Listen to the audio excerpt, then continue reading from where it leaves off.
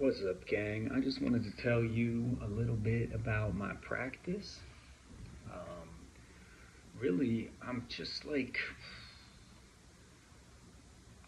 well, I invented this practice after hanging out with these really gnarly cowboy Indian crowd, specifically Phoenicia Madrano, who was this indigenous white trans woman who was this indigenous minded white trans woman walking in this performance of indigenous lifeways, and she would plant wildflowers and walk around and meet everybody from the ground up, and she was very much no bullshit, just truthy and fun. If she made fun of you, it was looking out for you. She was the only person who really told me straight up, like, you're being stupid, like, you're stupid, and you gotta learn not to be stupid. And this is so taboo where all of the fake kind of light consciousness people are sharing their tips of how to avoid all this dark shadow work and taking up so much time and charging money for tickets for events in Mount Shasta and Sedona. But you still can't just find somebody who is going to be straight up and tell you the truth. Like, here's what you're doing wrong, here's how to fix it. And nobody has time to be washed through all of this pseudo spiritual stuff. So I invented a practice after studying nonviolent communication and finding that it was very slow and arduous, and even after doing all of the work to formulate something that sounds nice, you're still not able to say to the other person, here's where you hurt me, and I'm still emotionally attached to that feeling of hurt. And so you're always quieting yourself. And long story short, this is what led me to develop my practice, which is called F.E.R.A.L, Ferocious Emotional Release Action Language.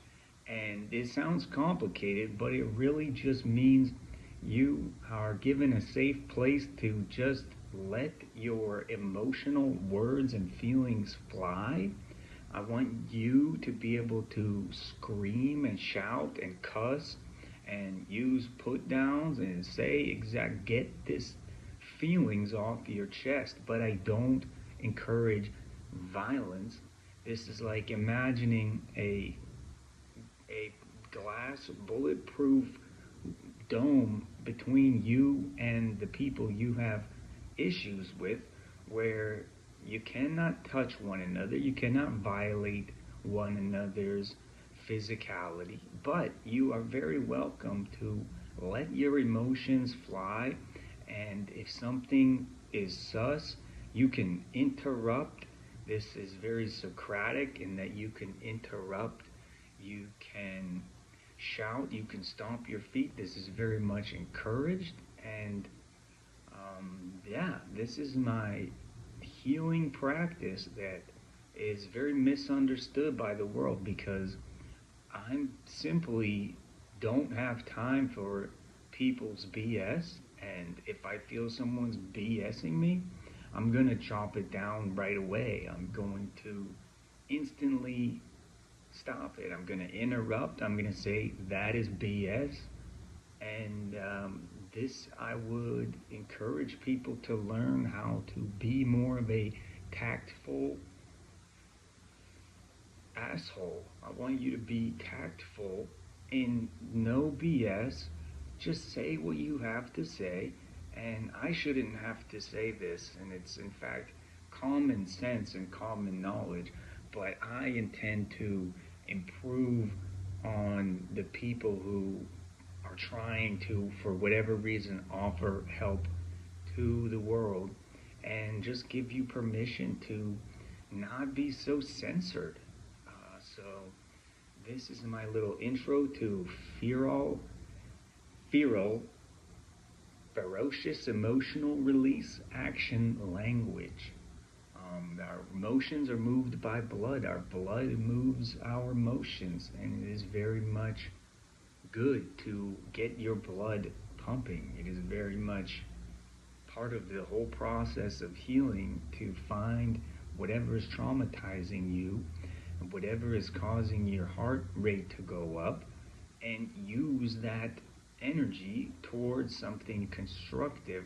But first, you have to get it out of the way before you can use it for something constructive. So stop wasting everybody's time. This has just come out naturally. This isn't me trying to do anything. This is just what's relevant today. And I want to leave this up across platforms so more people can understand a little bit about what I'm about.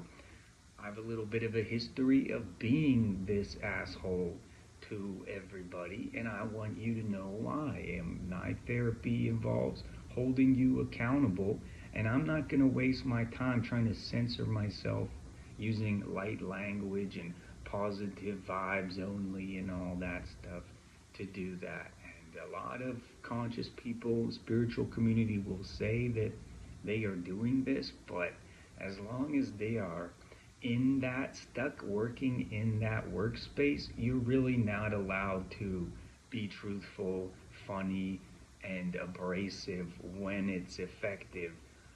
So this has gotten me banned from Mount Shasta, Sedona, and all that, but it's only propelled me more to construct my own private practice, apart from needing any kind of validation from those organizations. So thank you very much, and I call my practice Kiri Gardens.